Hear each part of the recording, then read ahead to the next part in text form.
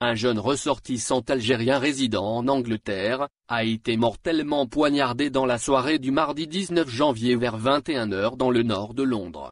La police londonienne a procédé à l'arrestation de 2 adolescents accusés du meurtre du jeune Algérien de 17 ans, rapportent les médias britanniques. Anna Mezene, 17 ans, est le premier adolescent tué à Londres depuis le début de cette année. Le garçon, d'origine algérienne, et dont la famille est établie au Royaume-Uni depuis plusieurs années, a été poignardé à mort à quelques mètres de son domicile à Haringey au nord de la capitale, Londres, en Grande-Bretagne. Selon les médias locaux, le jeune garçon a reçu plusieurs coups de poignard de membres d'un gang, au moment où il tentait d'aider un ami à récupérer son téléphone portable volé. Les faits ont eu lieu à quelques pas de la maison d'Anna, qui a été transporté en urgence vers l'hôpital, où il finira par rendre l'âme tôt dans la matinée du mercredi 20 janvier 2021.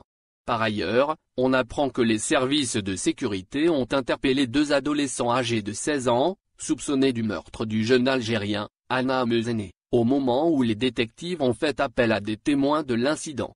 Dévastée par la mort de son fils, la mère du jeune Anna a affirmé que le défunt était un garçon adorable qui n'avait rien fait de mal.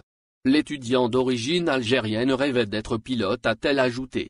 Il regardait toujours des documentaires sur le vol, c'était ce qu'il voulait faire, a révélé, de son côté, le frère de la victime. Le Conseil d'État a suspendu le gel de la délivrance de visas de regroupement familial aux conjoints et enfants d'étrangers non européens résidant en France, décidé par le gouvernement à cause de la crise sanitaire du Covid-19.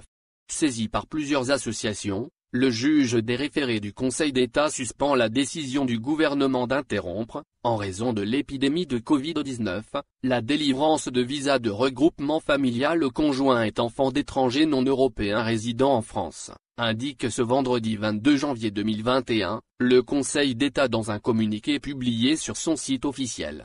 Le juge estime que cette décision porte une atteinte disproportionnée au droit à la vie familiale normale et à l'intérêt supérieur de l'enfant. Dans le cadre de la lutte contre la Covid-19, le Premier ministre a décidé, dès le 18 mars 2020, de limiter la circulation sur le territoire national des personnes en provenance de l'étranger, précise le même communiqué. Si, depuis cette date, les conjoints et enfants de citoyens français ou européens peuvent toujours entrer en France pour les rejoindre, les membres de la famille des ressortissants d'autres nationalités résidant en France ne le peuvent plus, sauf à de rares exceptions, explique la juridiction française.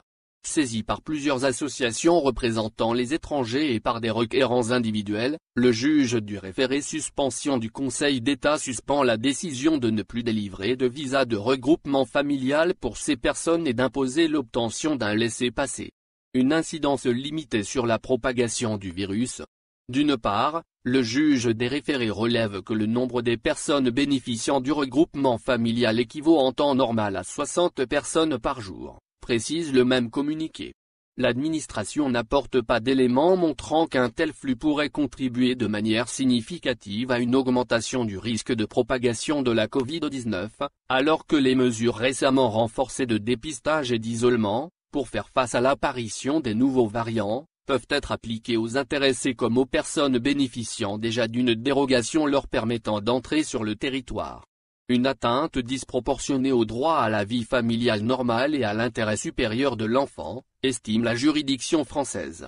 D'autre part, le juge constate que la mesure attaquée porte une atteinte grave au droit à la vie familiale normale de l'ensemble des intéressés et à l'intérêt supérieur des enfants en cause, qui perdure de manière continue depuis plus de 10 mois, indique la même source. Pourtant, les personnes en cause sont souvent contraintes, en l'état, de saisir le juge des référés du tribunal administratif de Nantes pour obtenir la régularisation de leur situation.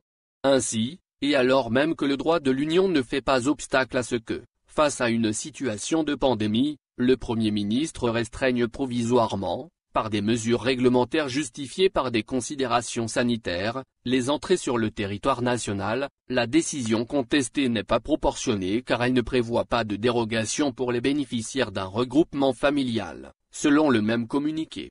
Pour ces raisons, le juge des référés du Conseil d'État en déduit qu'il existe un doute sérieux sur la légalité de la mesure en cause, qui justifie qu'elle soit suspendue, a conclu le même communiqué.